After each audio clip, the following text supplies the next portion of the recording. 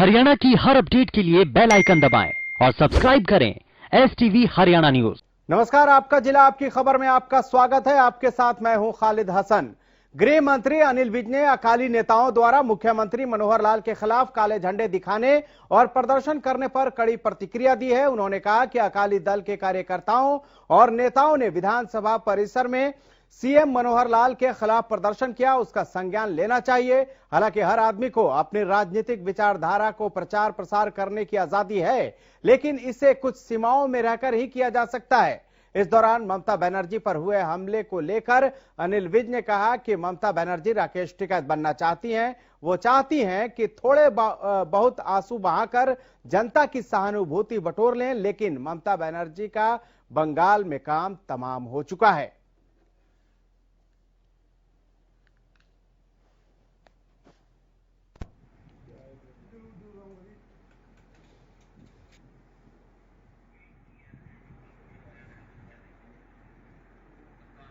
अकाली नेतृत्व को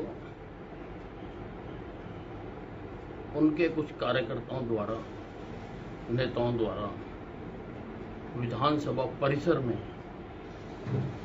जो मुख्यमंत्री जी के प्रदर्शन किया गया है, उसका संज्ञान लेना चाहिए। हालांकि हर आदमी को अपनी राजनीतिक विचारधारा को प्रचार प्रसार करने की आजादी है, लेकिन उसके कुछ सीमाओं में रहकर ही उसको किया जा सकता है। स्वस्थ प्रजातांत्रिक परंपराओं के रखने के लिए उसका विशेष तौर से ध्यान रखना चाहिए। विधानसभा परिसर में तो विधायकों तक को जब उनको निष्कासित किया जाता है, किसी प्रकार के प्रदर्शन की इजाजत नहीं होती है। बहुत गंभीर मामला है। ममता बनर्जी राकेश टिकैत बनना चाहती है। वो चाहती है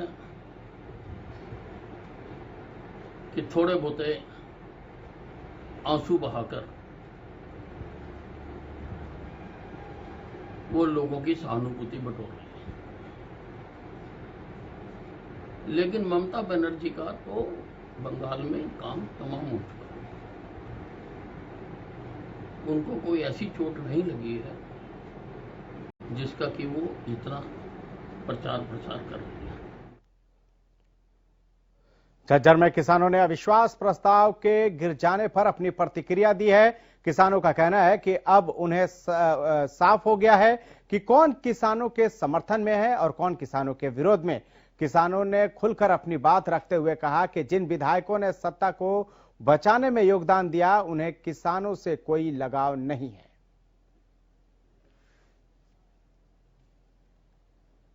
ये बीजेपी और जेजेपी के एमएलए थे जिन्होंने कल सरकार का साथ दिया।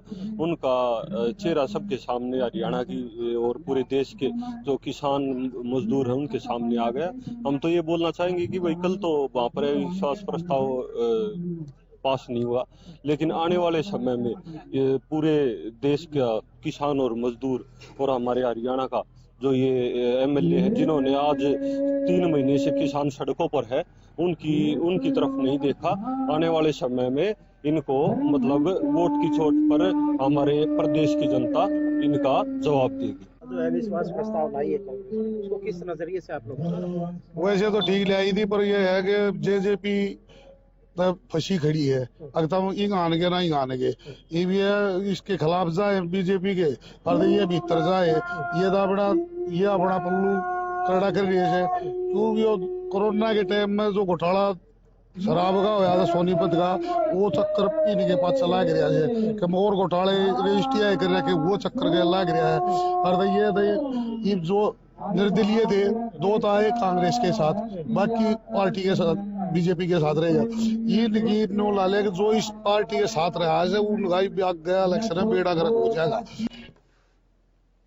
वहीं टोहाना से विधायक देवेंद्र बबली को टोहाना की जनता ने 1 लाख का मतदान किया, मगर विधायक किसानों के पक्ष में अपना एक मत नहीं दे सके। ये हम नहीं कह रहे हैं, ये कहना है किसान नेता बलजिंदर सिंह का। बलजिंदर सिंह ने कहा कि अविश्वास प्रस्ताव से किसान हितैषी कहे जाने वाले नेता बेनकाब हैं। अब हर गांव में विधायक और नेताओं का विरोध किया जाएगा।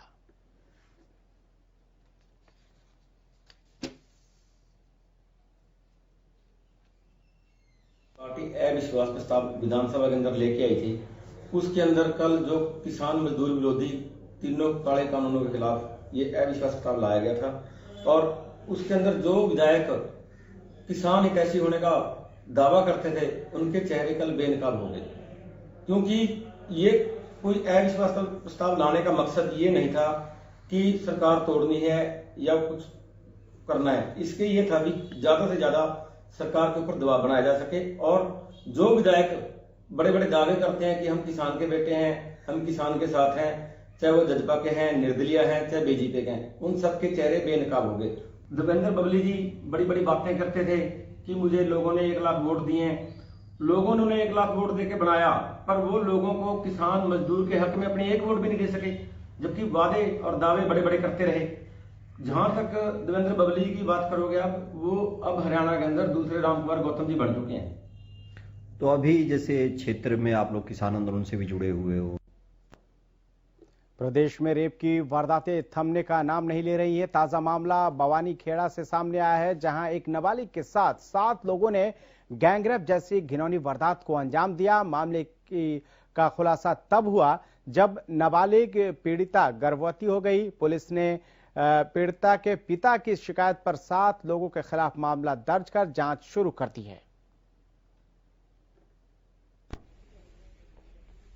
कंप्लेंट दी कि उसकी बेटी नाबालिग है, उसके साथ 8-7 लड़कों के व्यक्तियों ने कई दिन से शारीरिक अवैध संबंध बढ़ाए हुए हैं। उसकी शिकायत मिली थी, जिस पर हमने FIR दर्ज कर दी है। कितने लोगों के खिलाफ? कल रात को ही मेडिकल से उसका मेडिकल गया लड़की का, और 7 लड़कों के बाय नेम दर्ज FIR की गई है विभिन्न धाराओं में। जो हमारे थाना बोनगढ़ एरिया की रहने वाली लड़की है, उसके लिए आरोपियों को जल्द ही पकड़ ली जाएगी। उधर करनाल पुलिस को बड़ी कामयाबी हासिल हुई है। पुलिस ने 2 इनामी बदमाशों को गिरफ्तार किया है, जिनके पास से पुलिस ने एक गाड़ी, 8 लाख रुपए कैश, 3 पिस्तौल, 2 जिंदा कारतूस और कई मोबाइल फोन बरामद किए हैं। आपको बता दें कि एक आरोपी पर 2 लाख रुपए का इनाम रखा गया था, जबकि दूसरे आरोपी पर 5 लाख रुपए का इनाम था।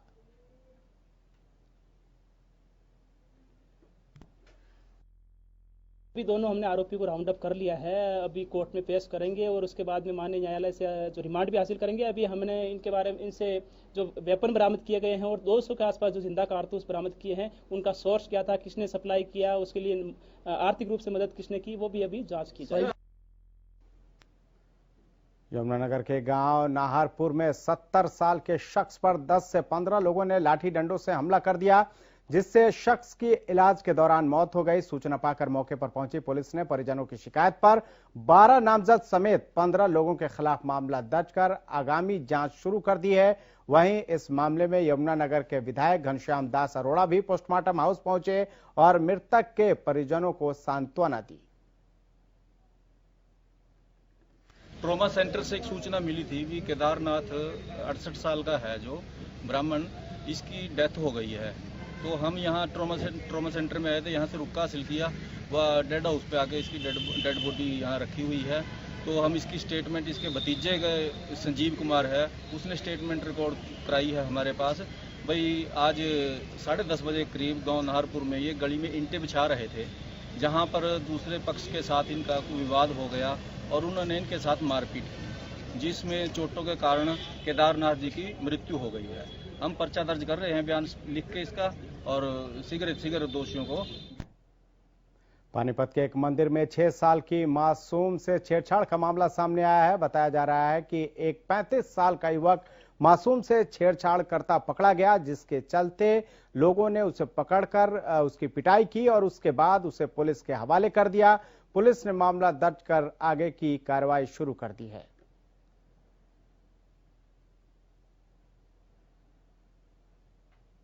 किसी बच्ची के साथ छेड़छाड़ की थी लड़के ने, तो सूचना मिली थी। सूचना पर हमने उसके संबंध में उसको तलाश की करके उसकी कंप्लेंट आई है मेरे पास, उस पर कार्रवाई कर रहे हैं। कितने साल की बच्ची है जी, कहाँ की रहने वाली है? 6-7 साल बता रहे हैं। होडल में बदमाशों ने नेशनल हाईवे 19 पर पेट्रोल पंप के मैनेजर से लूट की वारदात को अंजाम दिया। बताया जा रहा है कि पीड़ित मैनेजर बैंक में नकदी जमा कराने जा रहा था। इस दौरान बीच में 2 बाइक सवार बदमाशों ने उन्हें बाबड़ी मोड़ पर मैनेजर की बाइक को गिरा दिया और उससे 1,94,000 रुपए नगद और 32,800 रुपए का चेक छीनकर फरार हो गए। घटना के बाद पीड़ित ने मामले की सूचना थाने पुलिस को दी, जिस पर पुलिस ने अज्ञात बदमाशों के खिलाफ लूट का मामला दर्ज कर जांच शुरू कर दी है। बैग में पैसे लेकर के पेट्रोल पंप का मालिक मैनेजर पैसे लेके होटल जमा कराने के लिए चला था, तो रास्ते में जो अपनी नहर है बनचारी के पास, उससे थोड़ा आगे चल के और 2 लड़के थे पीछे से बाइक पाए और उसकी मोटरसाइकिल को लात मारी और रोक करके उससे 1,94,000 कुछ रुपए थे और 32,800 का चेक जो बैग में डले हुए थे, उस बैग को छीन के भाग गए। करनाल के नीलोखेड़ी में निर्माणाधीन सिविल अस्पताल में काम करते वक्त एक मजदूर बिजली की तारों की चपेट में आ गया, जिसके चलते 19 साल के मजदूर की मौत हो गई। जिसके बाद बाकी मजदूरों ने भी काम बंद कर दिया। वहीं उनका कहना है कि जब तक ठेकेदार के खिलाफ कोई कार्रवाई नहीं होती और परिवार को कोई मुआवजा नहीं मिलता, तब तक वो काम बंद ही रखेंगे। दरअसल परिवार वालों ने ठेकेदार पर भी लापरवाही का आरोप लगाया है और पुलिस को मामले की शिकायत दे दी है।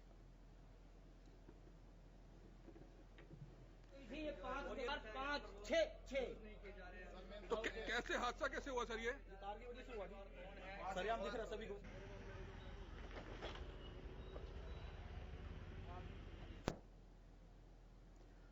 गोहाना पुलिस को बड़ी कामयाबी हासिल हुई है। पुलिस ने लूट, डकैती, हत्या जैसी वारदातों में शामिल 3 आरोपियों को गिरफ्तार किया है, जिनके पास से पुलिस ने 3 अवैध हथियार, 29 कारतूस और 1 कार बरामद की है। पुलिस ने तीनों आरोपियों को कोर्ट में पेश कर 4 दिन के पुलिस रिमांड पर लिया है। कल शाम में हमारे सीआईए स्टाफ ने जो हमारी इवनिंग चेकिंग अभियान चल रहा है, उसमें उनकी पेट्रोलिंग चल रही थी, तो उनको इंफॉर्मेशन आई और उन्होंने एक सिलेरियो गाड़ी थी सिल्वर रंग की और विदाउट नंबर प्लेट, और उसको उन्होंने चेकिंग के लिए रोका, तो उससे ये 3 लड़के मिले हैं। ये तीनों जो हमें पता लगा कि ये रवि जाक्सी गैंग के मेंबर्स हैं। रवि जाक्सी एक इनामी क्रिमिनल है यहाँ पर, और इनसे हमें 3 वेपन भी बरामद हुए हैं। एक पिस्टल 30 बोर की विद 16 लाइव राउंड्स मंजीत से मिली है। अरुण से एक 32 बोर की पिस्टल और 10 लाइव राउंड, और अंकित से 315 बोर की पिस्टल विद 3 लाइव राउंड बरामद हुई है। रोहतक जिले में खरावड़ मंदिर जा रहे जुलाना अनाज मंडी के आड़ती की गोली मारकर हत्या कर दी गई। घटना खेड़ी बाईपास की है। घटना की सूचना पर आईएमटी थाना पुलिस और एफएसएल की टीम मौके पर पहुंची और जांच पड़ताल की। फिलहाल मृतक का शव रोहतक पीजीआई भेज दिया गया है, लेकिन अभी हत्यारों का कुछ पता नहीं चल पाया है।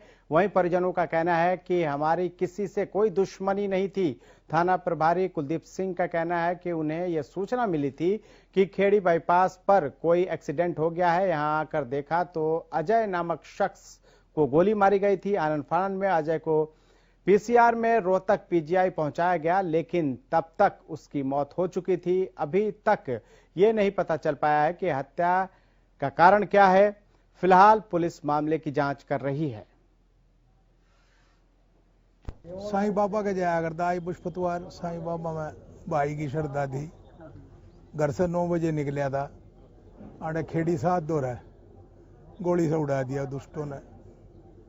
किसी के साथ कोई रंजिश थी? ना कोई मतलब नहीं भाई। कोई धमकी धमकी? ना ना कुछ नहीं। ना मिली थी वही खेड़ी साहब के पास ना कोई एक्सीडेंट में लड़का पड़ा है, आदमी पड़ा है, तो जो सूचना पाए तो यहाँ पता चला कि इसको गोली लगी थी और उसको हमने अपनी गाड़ी में पीजीआई में भेज दिया। पहचान हुई है सर कुछ? हाँ पहचान हुई है, आर्य नगर के पास का अजय है ये, यहाँ रोहतक का ही रहने वाला है, किराए के रखा अंदर में। क्या नाम है सर इसका? इसके परिवारजनों से बात हो गई है, पीजीआई विधानसभा में अविश्वास प्रस्ताव गिरने के बाद किसान संघर्ष समिति हरियाणा की ओर से बड़ा बयान सामने आया है। किसान संघर्ष समिति के संयोजक मनदीप सिंह ने कहा कि जिन विधायकों ने कृषि कानूनों के समर्थन में सरकार के पक्ष में विधानसभा में वोट किया, उन विधायकों का सामाजिक बहिष्कार किया जाएगा। इन विधायकों को जब वोट की जरूरत थी तब ये किसानों के दरवाजे पर थे और आज कई विधायकों ने किसान के खिलाफ वोट डालकर अपना असली चेहरा दिखा दिया है। ये विधायक सरकार के साथ हैं, कॉरपोरेट के साथ हैं और किसानों के खिलाफ हैं। मनदीप सिंह ने कहा कि आने वाले दिनों में जेजेपी और बीजेपी के विधायकों और नेताओं को गांव में नहीं घुसने दिया जाएगा। सभा के अंदर कृषि कानूनों के पक्ष में जिन विधायकों ने वोट किया है उनका हमें सामाजिक बहिष्कार करना चाहिए। हम अपने संगठन की तरफ से तमाम किसानों से निवेदन करते हैं कि आज इनके चेहरे नंगे हो गए, क्योंकि ये खट्टर साहब के साथ हैं और किसानों के विरोध में हैं और बड़ी बड़ी बातें करते थे कि हम किसान के साथ हैं। जो विधायक थे, जब इन्होंने वोट ली थी तब भी इन्होंने कहा था कि हम किसान के साथ खड़ेंगे, मगर आज ये कंपनियों के साथ है, कॉरपोरेट के साथ है। हम कांग्रेस का भी समर्थन नहीं करते, क्योंकि कांग्रेस भी एक की नीतियां और भाजपा की नीतियों में कोई अंतर नहीं है, मगर आज इस टाइम में हमें ये बिल्कुल देखना चाहिए था कौन किसान के साथ खड़ा है, कौन किसान के विरोध में है। इन्होंने किसान के खिलाफ वोट किया है। इन तमाम जो विधायक हैं जो बीजेपी और जेजेपी की, इनका हमें सामाजिक बहिष्कार करेंगे और गाँव में। गुरुग्राम में कुपोषण, एनीमिया बीमारी की समस्याओं से जूझ रहे बच्चों और महिलाओं के लिए स्वास्थ्य विभाग की तरफ से गुरुग्राम जॉन हॉल में अभियान की शुरुआत की गई, जहां 200 से ऊपर महिलाओं ने बढ़ चढ़कर हिस्सा लिया। दरअसल कलेक्टर यश गर्ग और वीमेन चाइल्ड डेवलपमेंट सुनैना ने अभियान की शुरुआत की। बता दें कि गुरुग्राम रूरल ब्लॉक में ये सर्वे पहले करके इसे मॉडल ब्लॉक बनाया जाएगा। उसके बाद अन्य 5 ब्लॉक में महिला और बच्चों के स्वास्थ्य में सुधार लाने का काम होगा। महिला एवं बाल विकास विभाग के जिला कार्यक्रम अधिकारी सुनैना ने विश्वास दिलाया है कि उनका विभाग इस कसौटी पर खरा उतरेगा।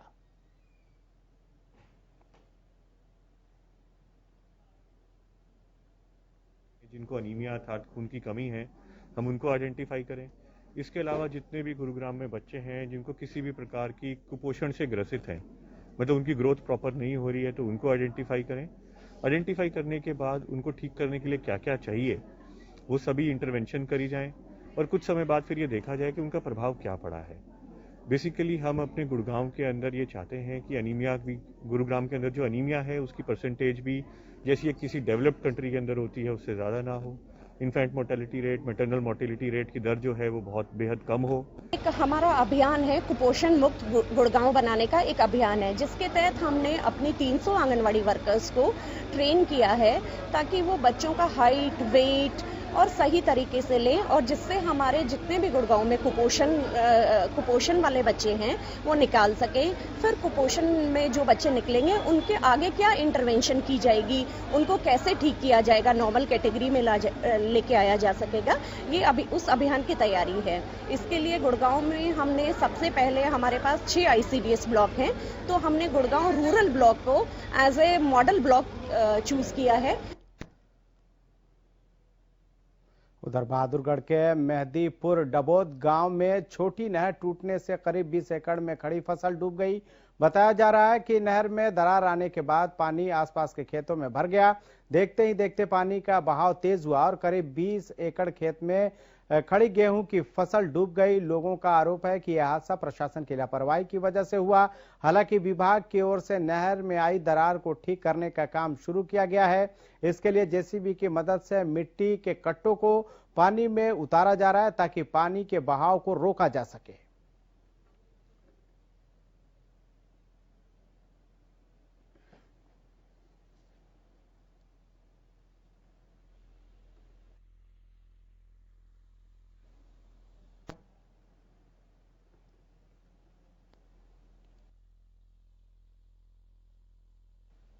शुक्रवार को सीएम मनोहर लाल विधानसभा में बजट पेश करेंगे, जिसको लेकर भिवानी की जनता को आने वाले बजट से क्या कुछ उम्मीदें हैं, ये देखिए रिपोर्ट। से अनुरोध है, सरकार बजट पास करते समय जनता के हितों का ध्यान रखे और जनता की भलाई में बजट पास करे और महंगाई को बढ़ाने की कोशिश ना करे, इसे घटाने की कोशिश करी जाए। आम जनता के हित में होना चाहिए, क्योंकि जो गरीब लोग होते हैं, छोटी जनसंख्या वाले लोग होते हैं, उनका भी तो हर चीज़ का गवर्नमेंट को ध्यान देना चाहिए। अगर गवर्नमेंट हर चीज़ महंगी कर देगी, हर चीज़ के दाम ऊंचे कर देगी, तो गरीब लोग तो वैसे ही भूखे मर जाएंगे। जबकि गवर्नमेंट खुद ही कहती है, जनता खुद ही कहती है कि हमें नीची जाति के लोगों का अच्छे से ध्यान रखना चाहिए। अगर गवर्नमेंट इन चीज़ों का ध्यान नहीं रखेगी तो आम जनता क्या करेगी। हमारे हर कस्टमर जो है, हर पब्लिक, हर कॉमन पर्सन जो है एलपीजी सिलेंडर यूज़ करता है। तो सबसे पहले मैं इस पे बोलूँगी, गवर्नमेंट को इस पे फोकस करना चाहिए, कॉस्ट इफेक्टिव, इकोनॉमिकल होना चाहिए। All of the sudden government ने इसका रेट हाइक एकदम इतना इंक्रीज कर दिया, so it must be in reach of every person. Secondly ये बोलूँगी, जब भी कोई गवर्नमेंट आती है या हमारा न्यू बजट होता है, तो हम रेलवे न्यू रेलवे लाइंस और न्यू रेल्स, ये ट्रैवलिंग पॉइंट ऑफ व्यू से वो भी इंट्रोड्यूस करी जाएँ, ताकि कस्टमर को एक जगह से जाना हो, पब्लिक को एक जगह से दूसरी जगह जाना, वो भी काफ़ी इकोनॉमिकल पड़े। महंगाई जो है, महंगाई पे कंट्रोल करना चाहिए। तो मुझे लगता है कि हेल्थ केयर के अंदर इन्वॉल्व जितने भी इक्विपमेंट्स हैं या और भी कंज्यूमेबल्स हैं जो कि अभी भी टैक्स के दायरे में हैं, तो एटलीस्ट उनको पूरी तरह से टैक्स मुक्त कर देना चाहिए, क्योंकि अल्टीमेटली हम जो भी टैक्स लेंगे उसका बोझ पेशेंट के ऊपर ही पड़ता है। और यदि सरकार अफोर्डेबल हेल्थ केयर चाहती है इंडिया में और प्राइवेट सेक्टर के साथ मिलकर काम करना चाहते हैं हम, तो इसमें ज़रूरी होगा कि पेशेंट के ऊपर इसका बोझ थोड़ा कम किया जाए। हमारा आने वाला जो बजट है वो जनता के हित में होगा, महंगाई को कम करेगी। हमारी सरकार एकदम बढ़िया है और हम अपनी सरकार से प्रेम करते हैं। कि आम आदमी के हक में ये बजट आना चाहिए, गरीब से गरीब का, मजदूर का, किसान के, सब के हक में बजट होना चाहिए, जिससे किसी भाई को कोई परेशानी न हो। हम सरकार से बड़ी उम्मीद करते हैं कि सब के हक में अच्छे से अच्छा ये बजट पेश किया।